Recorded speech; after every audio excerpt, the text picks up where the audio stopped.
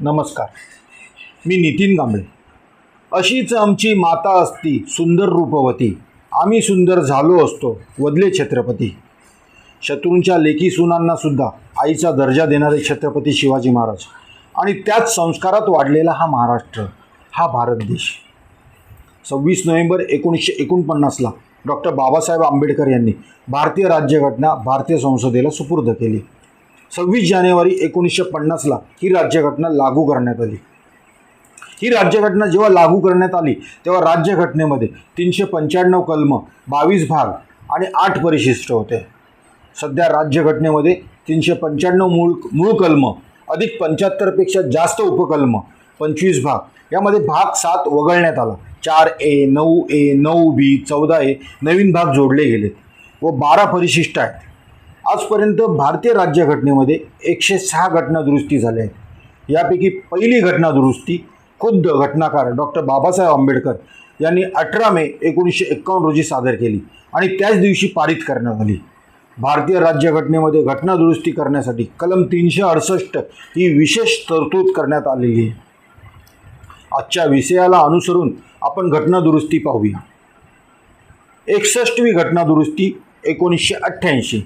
मतदाराचे किमान वय 21 वर्षावरून कमी करून 18 वर्ष करण्यात आले. 13 डिसेंबर 1988 रोजी हे विधेयक लोकसभेत मांडण्यात आलं. 28 मार्च 1989 पासून हा कायदा देशभर लागू झाला. 73वी घटनादुरुस्ती 1992. स्त्रियांसाठी ग्रामपंचायत, पंचायत समिती आणि जिल्हा परिषदेमध्ये 33% जागा आरक्षित ठेवण्यात आल्या. 74वी घटनादुरुस्ती 1992. स्त्रियांसाठी शहरी स्थानिक स्वराज्य संस्थांमध्ये 33% आरक्षण. 86वी घटनादुरुस्ती 2002. 6 ते 14 वयोगटातील सर्व मुले व मुलींना मोफत व सक्तीचे शिक्षण. 106वी घटनादुरुस्ती 2023. नारी शक्ती वंदन अधिनियम. लोकसभेत आणि विधानसभेत महिलांसाठी 33% आरक्षण. भारतीय संसदेत दोन्ही सभागृहात मिळून महिला खासदारांची संख्या आज 113 ते 115 आहे. संपूर्ण भारतातील सर्व राज्य केंद्रशासित प्रदेशांच्या विधानसभेत एकूण 390 ते 401 महिला आमदार आहेत. सध्या भारतात 800हून अधिक महिला IAS अधिकारी आहेत. तसेच 400हून अधिक महिला IPS अधिकारी आहेत. 16 डिसेंबर 2012 दिल्ली येथे 23 वर्षाच्या फिजिओथेरपीच्या विद्यार्थिनीवर मित्राबरोबर चित्रपट पाहून परतताना 6 जणांनी बसमध्ये अत्याचार केला. यातील एका आरोपीने तुरुंगात आत्महत्या केली. 4 जणांना फाशीची शिक्षा झाली आणि एक जण 18 वर्षाखालील म्हणजे अल्पवयीन असल्यामुळे त्याला 3 वर्ष बालसुधारगृहात ठेवण्याची शिक्षा झाली. सदर प्रकरणाच्या पार्श्वभूमीवर महिलांच्या सुरक्षेसाठी आणि लैंगिक गुन्ह्यांना आळा घालण्यासाठी निर्भया कायदा, फौजदारी कायदा सुधारणा अधिनियम 2013 संमत करण्यात आला. यामध्ये शिक्षेत वाढ आणि फाशीची तरतूद करण्यात आली. सामूहिक बलात्काराच्या गुन्ह्यासाठी कमीत कमी 20 वर्षाची कैद किंवा आजन्म कारावासाची शिक्षा निश्चित करण्यात आली. बलात्कारामुळे पीडितेचा मृत्यू झाल्यास किंवा ती कोमात गेल्यास किंवा अतिगंभीर स्थितीत गेल्यास दोषीला मृत्यूदंडाची शिक्षा देण्याची तरतूद करण्यात आली. नवीन गुन्ह्यांचा समावेश करण्यात आला. IPC 326A, 326B. ॲसिड हल्ला करणे, तसा प्रयत्न करणे गंभीर गुन्हा ठरवून 10 वर्षापासून आजन्म कारावासाची शिक्षा निश्चित करण्यात आली. 354D. कोणत्याही महिलेचा प्रत्यक्ष किंवा ऑनलाईन पाठलाग करणं हा गुन्हा ठरविण्यात आला. 354C. महिलेच्या संमतीशिवाय तिचे खाजगी क्षण पाहणे किंवा व्हिडिओ काढणे हा गुन्हा घोषित करण्यात आला. 354A. नको असलेला शारीरिक स्पर्श किंवा अश्लील टिप्पणी करणं गुन्हा मानला गेला. बलात्काराच्या व्याख्येत विस्तार करण्यात आला. या सुधारणेनंतर शारीरिक शोषणाचे सर्व प्रकार आणि वस्तूंचा वापर करून केलेला लैंगिक अत्याचार बलात्काराच्या कक्षेत आणला. सेक्शन 160A नुसार पोलीस अधिकाऱ्याने FIR न नोंदविल्यास त्यालाही शिक्षेची तरतूद करण्यात आली. सरकारी असो वा खाजगी असो, सर्व रुग्णालयात बलात्कार किंवा ॲसिड हल्ला पीडितावर मोफत व तात्काळ वैद्यकीय उपचार करणं अनिवार्य करण्यात आलं आहे. निर्भया कायद्याने भारतीय महिलांवरील गुन्ह्याच्या कायद्याला अधिक कडक, व्यापक आणि जलद न्याय देणारा बनविला.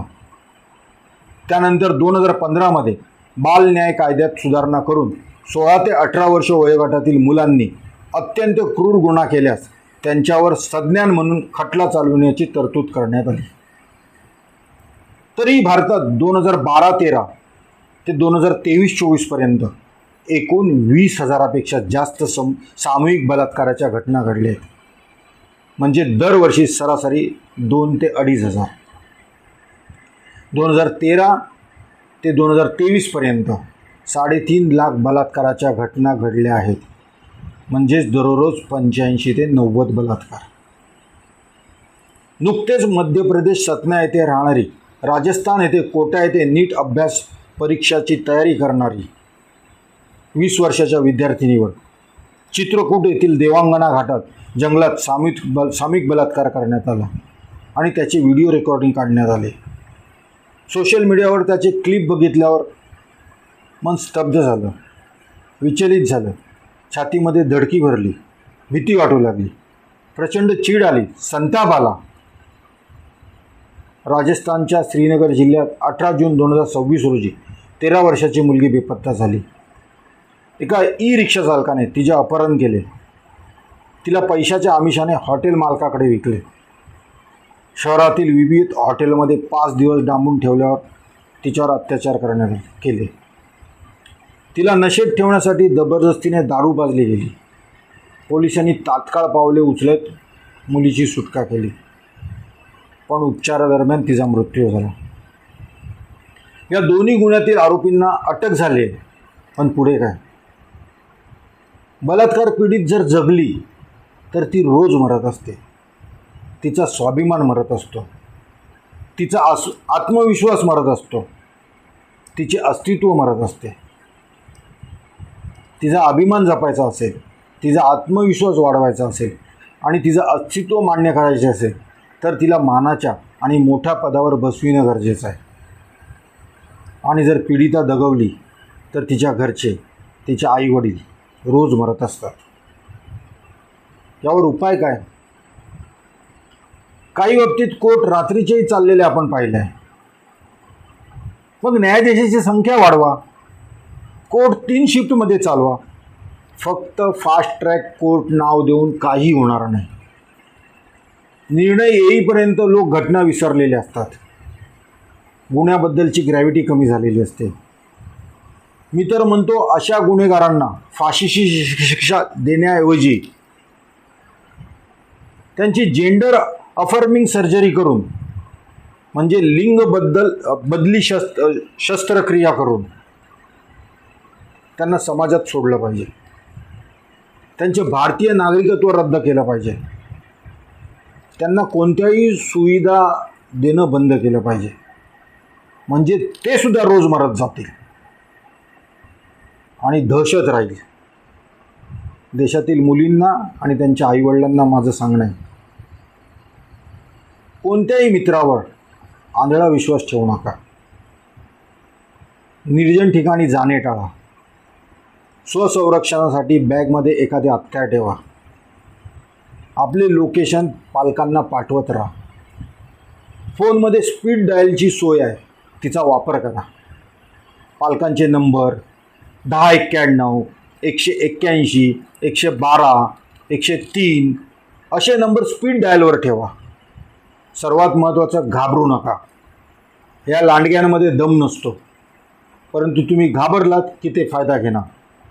धाडसाने प्रतिकार करा. आजूबाजूला पडलेले दगडगोटे, काट्या यांचे हत्यार म्हणून वापर करा आणि लढा. शेवटी ही लढाई तुमची आहे, तुमची स्वतःची आहे. काय करणार? आजही निर्भयाला भय आहेच, आपल्यासाठी, मनात आलं म्हणून.